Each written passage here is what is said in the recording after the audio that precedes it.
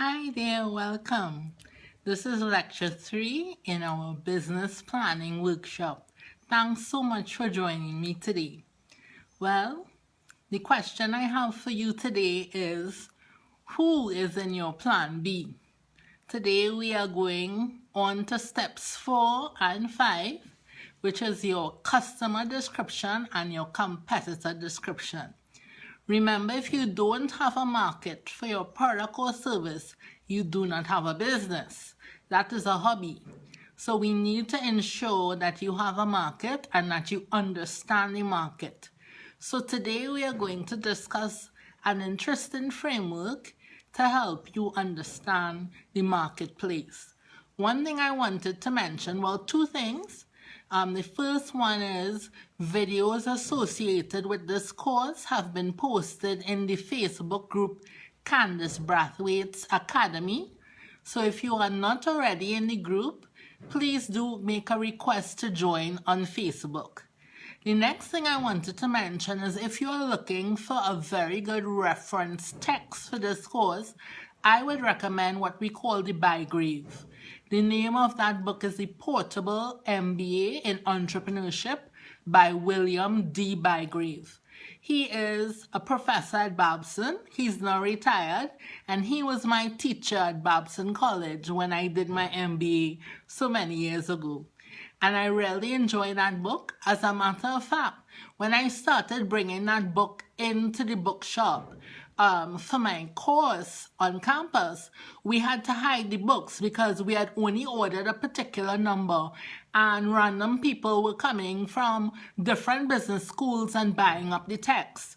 So I can assure you that it's a very good reference and a wonderful read. Okay, so take a look at it online. So as I mentioned today, this is lecture 3, and we are looking at the marketplace. The framework I wanted to share with you is Porter's 5 forces. Now don't get nervous, it's very simple. You have 5 boxes, 1 box in the center, and the other boxes around that box with lines going to the center box. And we are going to look at some different characteristics of the marketplace when doing that. So we will look at the threat of new entrants. So one of your boxes will represent the new entrants that could come in to your market. Then we will be looking at the bargaining power of your buyers. So your buyers are another force in the marketplace. Then we will be looking at the threat of substitutes and the bargaining power of suppliers. So those are the 4 round, and the box in the center is the industry rivalry box, because you need to know how competitive your market is going to be. So this is a very important part of the business plan, and for homework today I will be asking you to do your very own Porter's 5 forces. There's a lot of information out there. The Porter's 5 forces was originally done by Professor Michael Porter at Harvard Business School.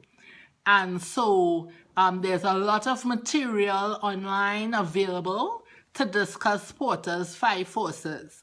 One of the things I wanted to discuss with you today is that if you are thinking of doing a family business, I want you to look into getting the DVD Lemonade Stories. This DVD was done by Babson College.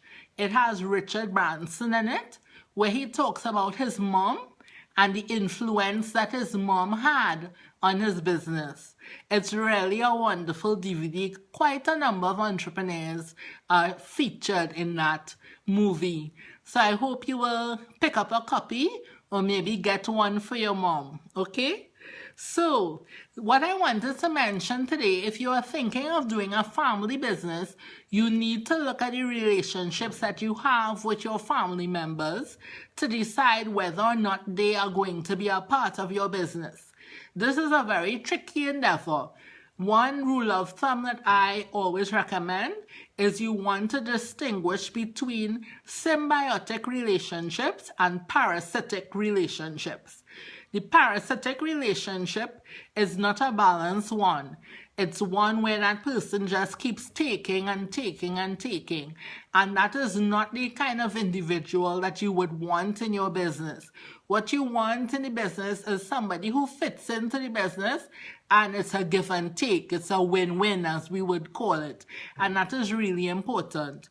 So if you're doing a family business, you must carefully think about who has an entrepreneurial mindset and what value are they going to bring to the business. Remember last day we also spoke about having your kids involved in the business.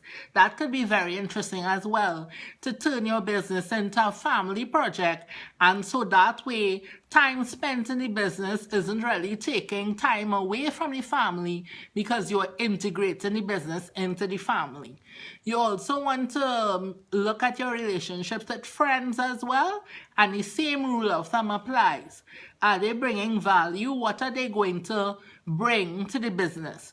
And another point is, don't let someone make you their plan B without bringing something to the business, right? So somebody might size you up and decide they are going to hook their wagon to your stars, my aunt likes to say.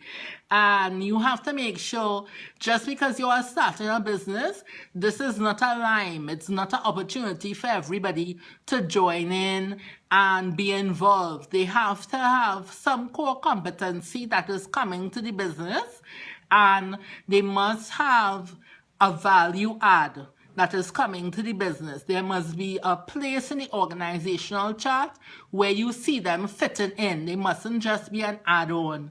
So you have to think seriously about who you are going to involve in this plan B. Remember, what I'm saying again is that everybody could do a business plan.